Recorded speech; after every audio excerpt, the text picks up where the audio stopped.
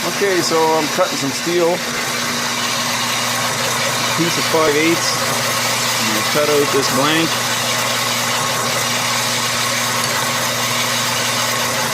Maybe that's 3/4. I remember measured it. I think it's 5/8, but it could be 3/4. So this is my Chinese saw. It's a Busy Bee. Hard to see. Cutting bandsaw. 4.5 capacity, 4 to 6 inch. You can cut a 4 to 6 inch rectangle.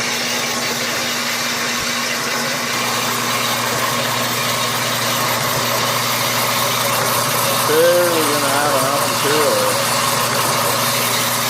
It's just a piece of scrap material I had laying around, but I think it'll work perfect for what I want to do.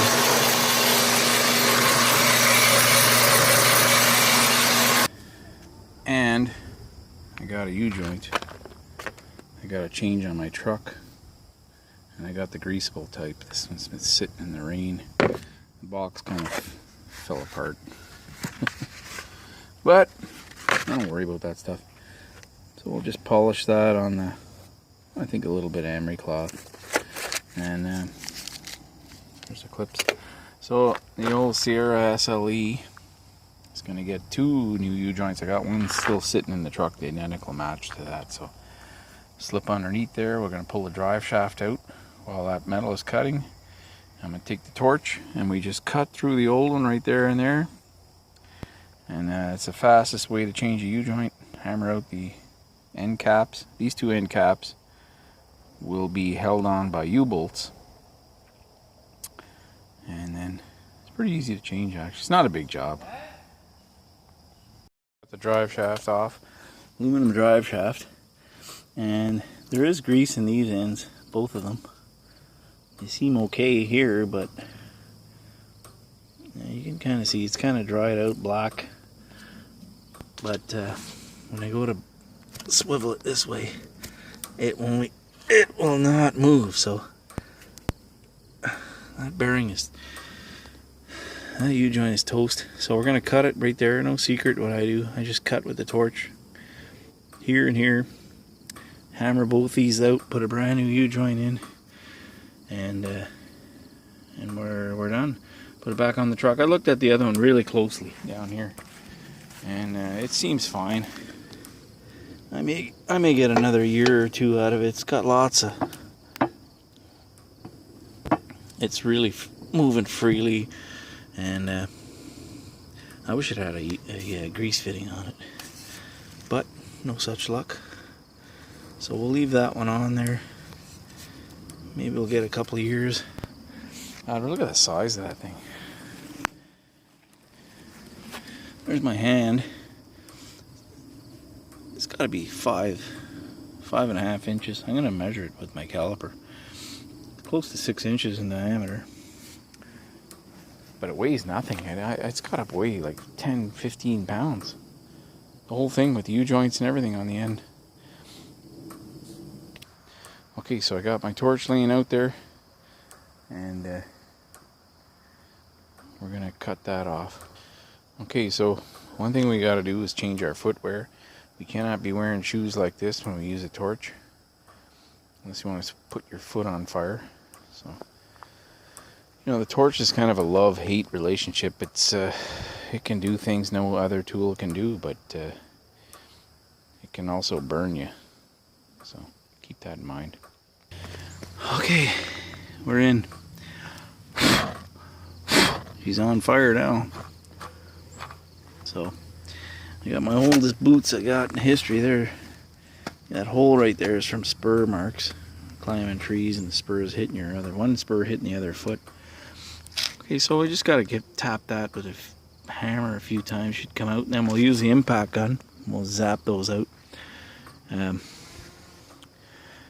We're almost there. Well, there's the aftermath, and the zip gun there. This Ingersoll Rand. It pays to buy name brand tools. That's I don't know if it's made in China, but probably made in the USA. I don't know. Still smoking this thing. Oh, we gotta keep that off the hose. And you can see that's completely rusted. Those are the two caps that were dried right out.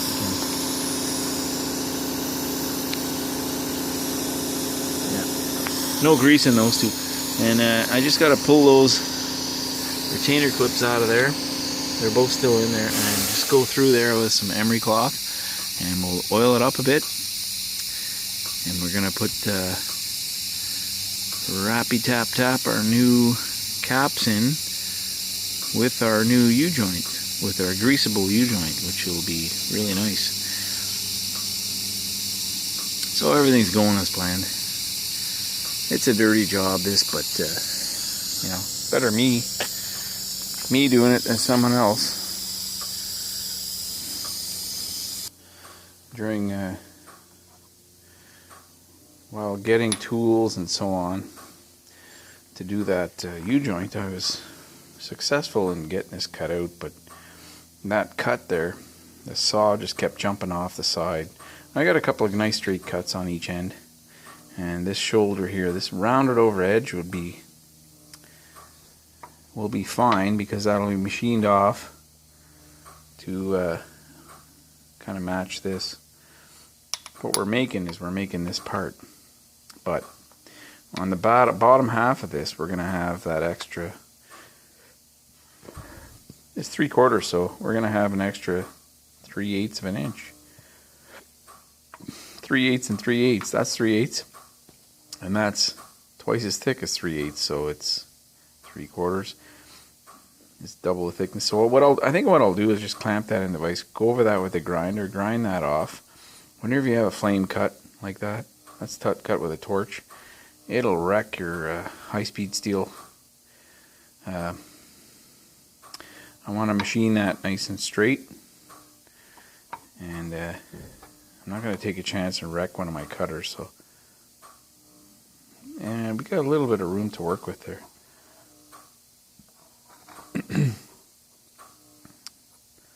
I'm just lining it up here by a, yeah, so we got, it's sticking out a little bit, so we got, it doesn't matter if it's a bit wider, as long as these shoulders are match on this edge and this edge.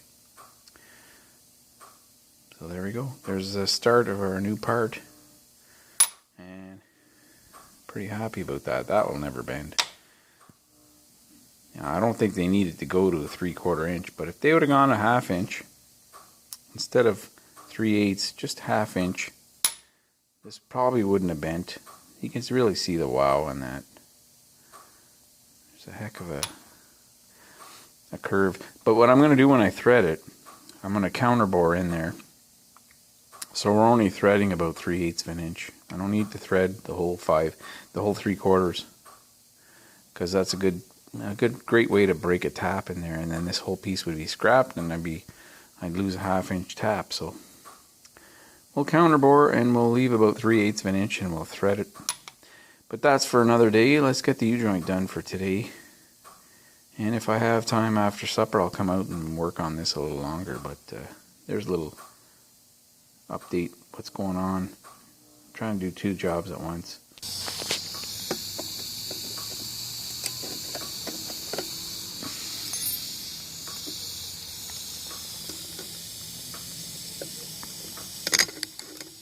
There we go. Okay, a lot of corrosion in there, so we'll go through that with some sandpaper, oil it up, tap our new parts in. Okay, it's getting dark.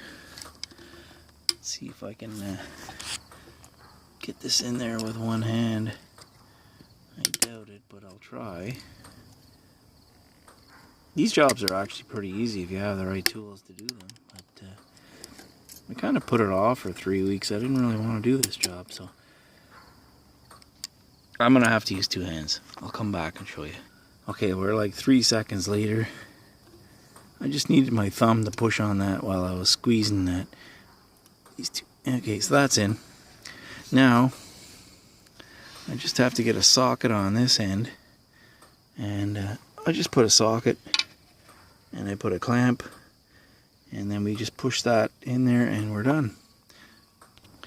Okay, so that took about 6 seconds, and I've got the other little clip to put in. I only need 2 clips because the other 2 are held in with U-clamps. And then we got to screw in that grease fitting, which is the most important part of this. If GM, if the manufacturer of this truck would have put grease fittings on these U-joints, which they don't, we wouldn't be doing this. I would just pump some grease in there, and that would be it. We'd be done. Okay, we're about 3 seconds again, and that one's in. So all I have to do now is screw that grease fitting in. It's threaded right there, and then I'm going to clean up the where these sit, where they go in there, because it's full of rust in there. And then we're gonna clamp that on, and the job's done. I gotta clean up the other end, and I'm really amazed by how little this drive shaft weighs. It's the first truck I've owned with an aluminum drive shaft, and they say it saves you a lot of fuel, but I have my doubts about that. Maybe it does. I don't believe it though.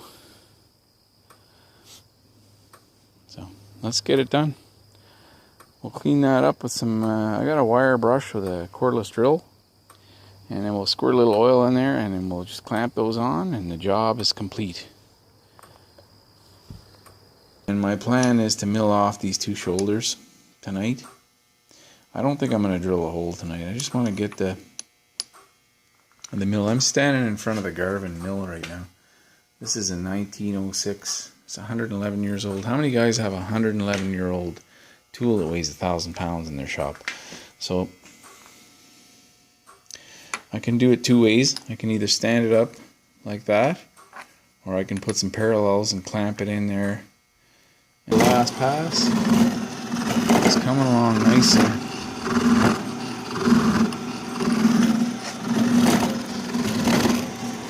See, how about like that? Yeah, we're getting down there. Okay, so I just checked this. I need to make one more pass, I think. We're at oh, I'm getting a different measurement here now. Oh, I think we're there. According to my measurements, I'm on my last pass. I think I'm should be really close. You know, with my naked eye, they're just looking at it, it looks off, but I'm getting 150, 147, 148 on both sides. But if you look at it, one side looks way deeper, but I don't know, must be correct. Okay, so that part's done. We're finished. Okay, well, it's still nighttime, but I got it in. I got all the bolts tightened up. It's an 11 mil wrench. Everything's tight, and I got a nice U-joint point. I mean, a nice U-joint installed, and a beautiful grease fitting pointing right at me here. Didn't end up changing the front U-joint because I thought it was okay. So, you know, maybe in 6 or 8 months I'll be underneath here again, doing it again. But it's a chance I'm taking. I'm hoping it lasts 3-4 years. It's not a very old truck. So this is unusually changing a U-joint at 90,000 kilometers. That's not miles. So there we go. Thanks for watching.